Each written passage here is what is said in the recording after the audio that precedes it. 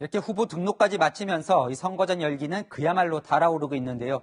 저희가 살펴보니 시장 선거 때마다 최종 결과와 거의 일치했던 이 족집게 선거구가 서울과 부산에 한 군데씩 있었습니다. 김민지 기자 설명 보시고 그곳으로 가보겠습니다. 이번 서울시장과 부산시장 투표는 오는 4월 7일 저녁 8시까지입니다. 이후 이 투표함을 열어봐야 정확한 결과를 확인할 수 있는데요. 앞서 민심을 어느 정도 가늠할 수 있는 지역이 있습니다. 서울과 부산 선거의 축약판이라고 할 수 있는 서울 양천구와 부산 해운대구입니다. 지난 2018년 서울시장 선거에서 박원순 후보는 52.8%, 김문수 후보는 23.3%의 득표율을 기록했습니다.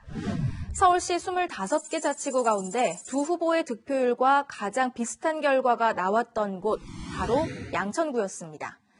양천구는 박빙의 승부를 보였던 지난 2010년 서울시장 선거 때도 무상급식 논란으로 이듬해 치러진 보궐선거에서도 최종 득표율과 가장 비슷한 결과가 나왔습니다. 부산에서는 해운대구가 그렇습니다. 지난 2018년 부산시장 선거에서 오거돈 후보는 55.2%, 서병수 후보는 37.2%의 표를 얻었는데요. 해운대구 득표율 역시 거의 비슷한 결과가 나왔습니다. 이번 선거의 바로미터가 될 수 있는 서울 양천구와 부산 해운대구의 민심을 정한희 기자와 최선 기자가 들어봤습니다. 빼곡하게 들어선 아파트, 오래된 빌라들. 전체의 70%가 주거지인 서울 양천구는 서울의 대표적인 주택 밀집 지역입니다. 지난달 양천구의 평균 아파트값은 9억 600만 원, 서울 평균 아파트값과 거의 일치합니다.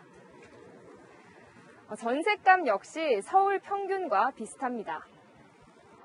양천구 내에서 신시가지와 구도심 사이 평균 아파트값은 차이가 많이 납니다. 서울 전체 지형의 축소판이란 분석이 나옵니다.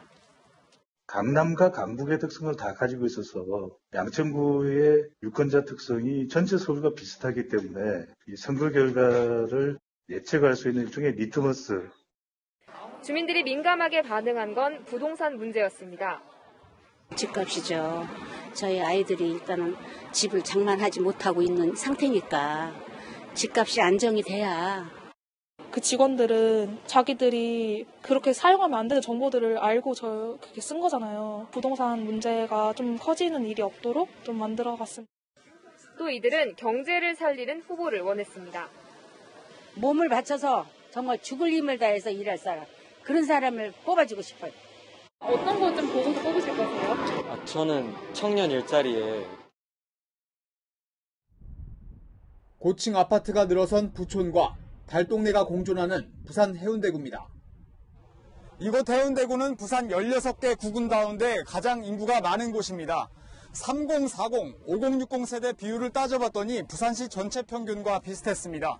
신시가지를 중심으로 보수, 중도, 진보 계층이 고루 거주하고 있는 곳이기도 합니다. 중산층 이상이 모여 사는 그런 지역들이 함께 있습니다. 부산이 갖고 있는 인구 구성의 다양한 부분들이 그대로 조금 압축돼가지고. 양극화가 뚜렷한 만큼 유권자들은 먹고 사는 문제를 우선으로 꼽았습니다.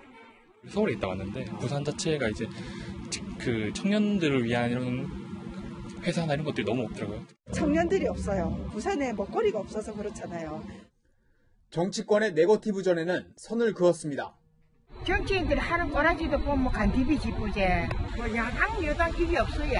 무엇이든지 국민들을 편하게 해주는 사람이 자기네들 특히 그런 사업이겠죠. 부산 시민들을 위해서 그런 신망을 안 주고. 서울 양천구와 부산 해운대구 표심이 이번 재보궐선거에서도 바로미터가 될지 결과가 주목됩니다. 채널A 뉴스 최선입니다.